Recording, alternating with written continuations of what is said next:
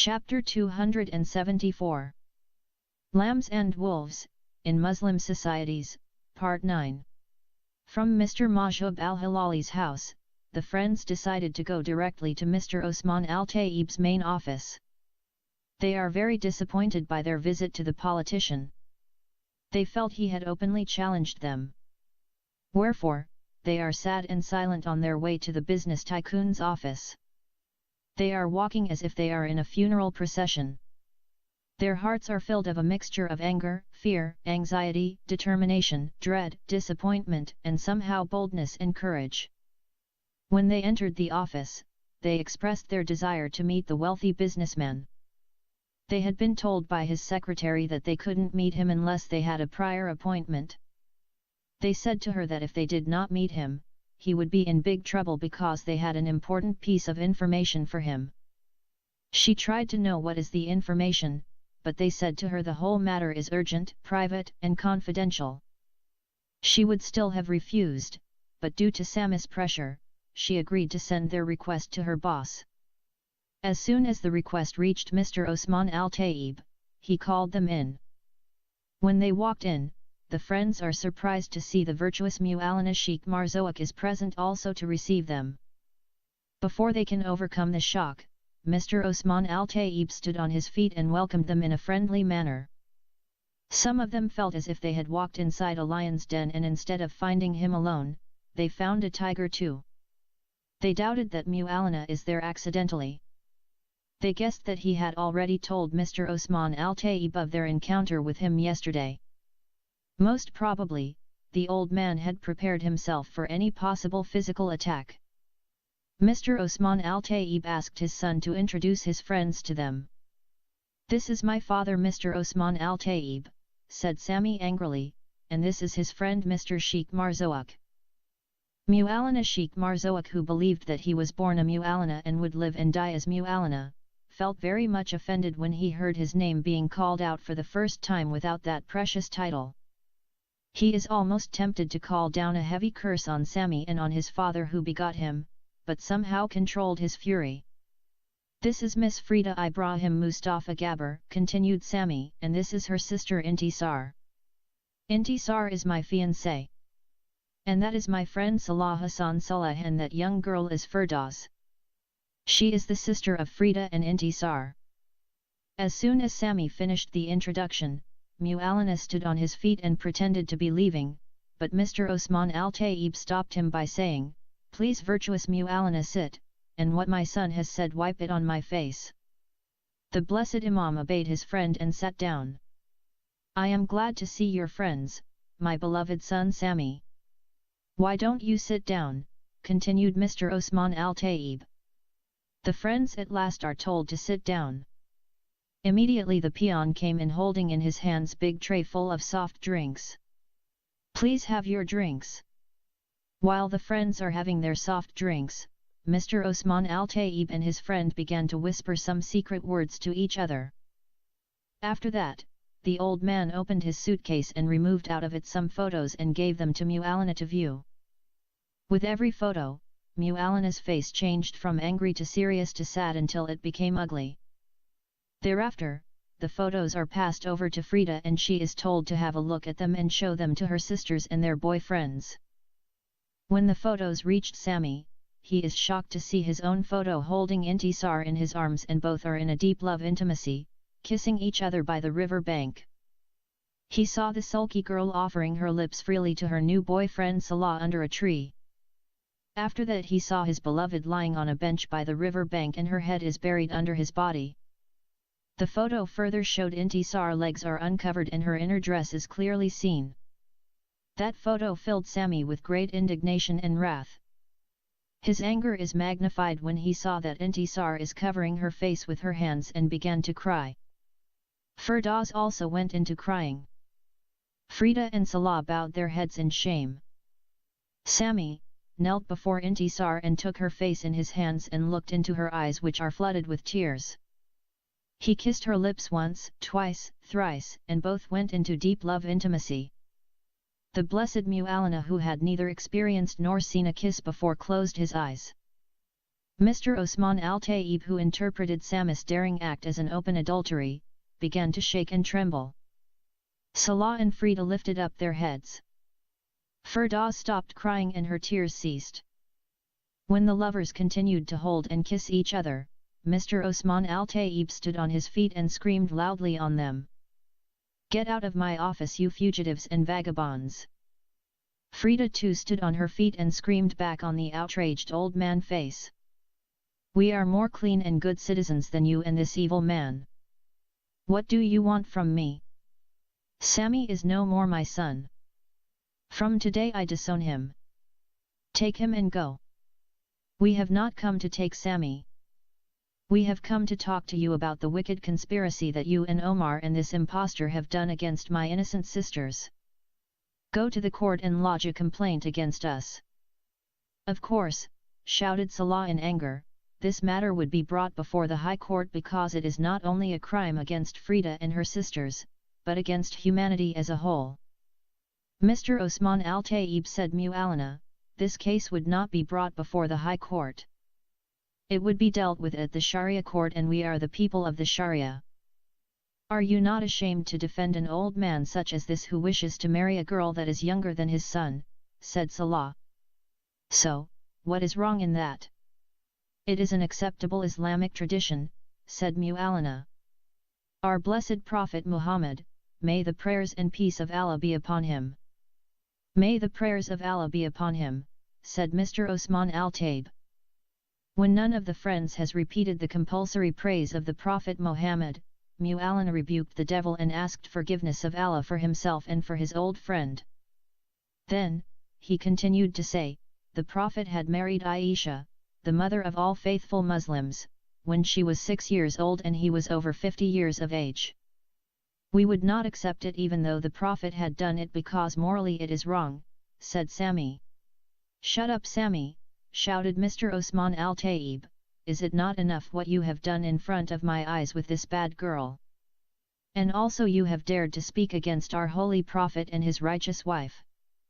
"Listen, you shameless old man," shouted Frida, "if you don't stop calling my sisters bad girls I would make you pay for it. Would you still call them good girls after you have seen these dirty photos?" said Mu'alana.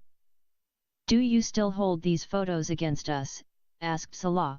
"These same photos would be used to condemn you and Mr. Osman Al-Taib because the law doesn't permit anybody to take people's photos without their knowledge." "Does the law permit you to kiss another man's wife?" asked Mr. Osman Al-Taib. "None of these girls has been married yet," said Frida. "Are you their guardian wali?" asked Mr. Osman Al-Taib. "Yes I am," screamed Frida. "This is the end of time. A woman is claiming to be a guardian wali," sarcastically said Mu'alana Sheikh Marzouk. "That abomination can happen only in the lands of the Western infidels, but not in a Muslim country like Sudan. Yes, I am their supporter and guardian wali, and if you and this shameless old man have objection I would cut your tongues." "If the woman becomes an axe she cannot cut the head," said Mr. Osman Al-Taib sarcastically. When Frida heard the sarcastic words of Mr. Osman Al-Taib, she removed her shoe and threw it on his face. The old man jumped backward and the shoe hit the wall. Frida ran to him but is prevented by Salah. While Salah is holding her she spat on the old man's face. "Before you have come here," shouted Mr. Osman Al-Taib, "I wasn't interested in the marriage and I have done it to protect my name from being spoiled by my rebellious son Sammy. But today, after you have humiliated me and challenged me in my office and turned my own son against me, I will claim my lawful wife Firdaus Ibrahim Mustafa Gabber to come and live with me in my house." "As long as I am living," shouted Frida in anger, "neither you nor that dirty politician's son can touch a finger of any of my two sisters." "Until today," shouted Sammy, "I am calling you my father. But if you continue in this evil conspiracy, I will never use that honorable title again. I will call you a shameless old man and a conspirator, and I shall fight against you and your accomplices. Especially this wicked fox, who is using the religious authority to justify his evil deeds." "Listen, Mu'alana," said Mr. Osman Al-Taib, "go ahead with your complaint against these rascals. Submit a written complaint along with the necessary documents to the Sharia court. In the complaint, write that my lawful wife Firdaus Ibrahim Mustafa Gabbar has refused to join me as her lawful husband. Instead of that, she is moving around with another man who has no blood relation with her. Send these photos as proofs to the virtuous Mu'allana of the Sharia court. Tomorrow bring the lawsuit for me to sign it before you submit it to the Sharia court." After he finished instructing Mu'allana, Mr. Osman Al-Taib stood on his feet and said to the friends, "Will you go out of my office, or shall I call my guards and order them to chase you out away?" "We are not dogs to be chased by your guards," said Frida, while her lips are shivering and her teeth are tightly closed. "Before we leave, I want to remind you that Firdaus is neither your wife nor a slave girl to be sold by Omar and purchased by you. She has full right to decide whom she likes to marry. Therefore, neither the Sharia court nor the police authority, nor even this religious impostor can force her to come to your house. I have warned you in advance that you must stay away from my sister before it is too late. Also, you should not think that your money or any authority in this country can allow you to enslave my sister and abuse us." When Frida spoke her last words to Mr. Osman Al-Taib, she walked out of the office followed by her two sisters and their boyfriends. The two old men remained silent for a long time after the friends left the office. Mr. Osman Al-Taib broke the silence and began to weep. Mu'allana Sheikh Marzouk came close to him and began to comfort him. Mu'allana thought the old man is weeping for his son Sami. Mr. Osman Al-Taib suddenly stopped his weeping and said, "That little girl have reminded me of my fourth wife Rasha. I swear by Allah and his beloved Prophet, she is just like her twin sister. Since Rasha died in the hospital at the time of her delivery, I have never forgotten her. Today, when I saw this Firdaus, I thought Rasha has come back to life. The same height, the same eyes, the same lips, the same nose, the same body, and the same hair. My heart is longing for just a day with Rasha. She used to call me Uncle Osman and I used to call her my little princess Rasha. Whenever I returned home, I found her either singing with her sweet voice or lying on a sofa and watching TV. Her favorite channel was the Cartoon Network. And her favorite shows were Dora, Bugs Bunny, and Tom and Jerry. She loved Barbie too. As soon as I entered the house, she would come running and saying Uncle Osman has come. Her hands would search my pockets for chocolates. I had never disappointed her any day." The descriptions of those happy olden days reminded Mu'allana Sheikh Marzouk of his daughter rather than his wife. He, therefore, interrupted his friend by asking about the wonderful late wife's age. "She was only 13 years old when I married her and I was just 64. She died after 1 year of our happy marriage." Then, the old man began to weep again and shed tears of deep sorrow. Mu'allana heart is moved and hence came close to his sad friend and began to comfort him again. "Have courage, Mr. Osman Al-Taib.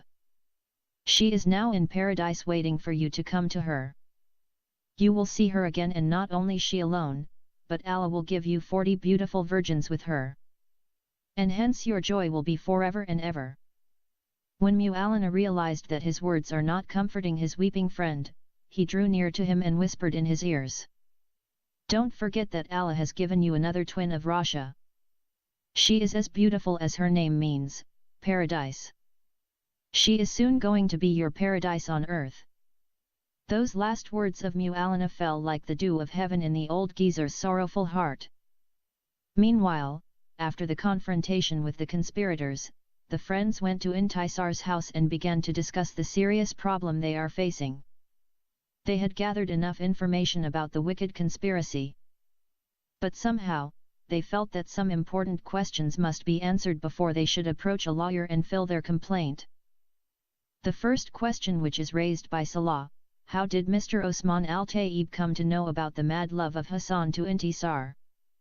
Secondly, why did he marry Firdaus to block his son, and not Intisar? For if he had married Intisar, he would have served the same purpose and made it more difficult for his son. Thirdly, who are the other two witnesses? According to Mu'allana's confession, the same three witnesses acted in both marriages. If Mr. Fatah Abdul Razak Karar, the man of wonders, is one witness, who are the other two? Salah had guessed that Mr. Mahjoub al-Hilali could be one, but Mr. Osman al-Tayyib could not possibly act as a witness in both marriages, for he is the husband in the second marriage. The same thing can be said about Hassan. Salah inferred that there must be a third witness.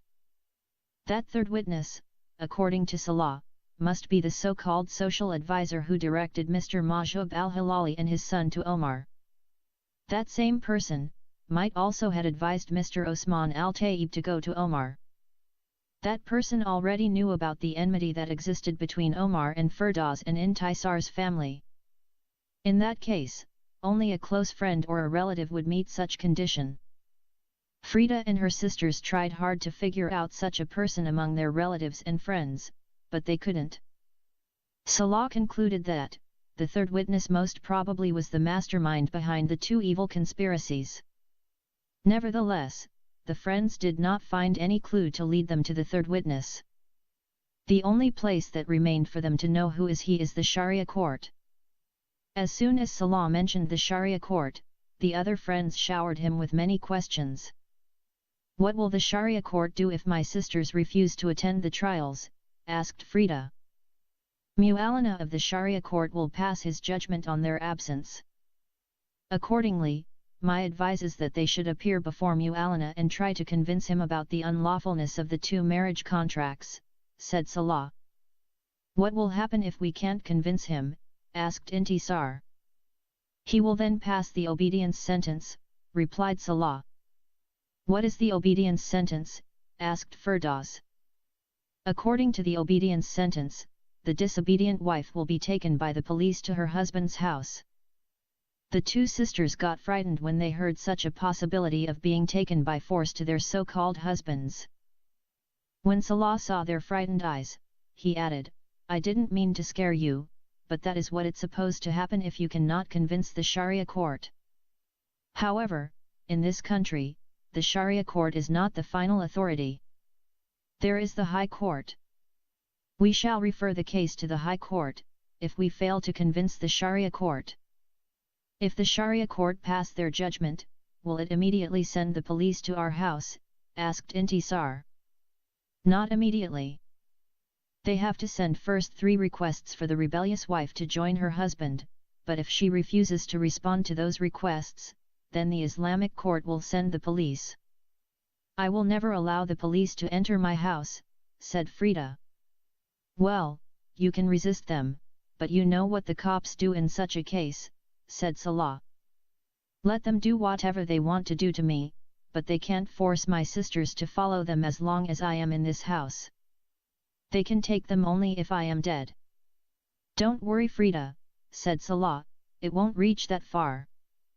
As soon as the Sharia court passes the obedience sentence, we will file our complaint against Mr. Osman al-Tayyib and his gang. Why don't we file it right away? Why should we wait for them to go to court before us? Said Sami. We can't do that now. This kind of problem should be dealt with first at the Sharia court. And only then can it be referred to the High Court. Who has given the Sharia court such right to pass such a backward and jungle-like sentence? Asked Sami. Well, said Salah, the obedience sentence is based on accepted religious authority. But have you said, the High Court can stop such a sentence from being carried out? Said Intisar. Yes, it can, if we can convince the High Court about the unlawfulness of the two marriages contracts. And if we cannot convince the judge of the High Court, what will happen? Asked Sami. In that case, the Sharia court's obedience sentence will stand valid. You must be joking, said Sami. You mean to say that the cops will come here and take Intisar from me by force and carry her to that coward Hassan? That is what they suppose to do, but let us hope for the best. We must not allow the problem to reach that far. We are educated people, hence let us use our knowledge to expose such a wicked conspiracy to the court and the public.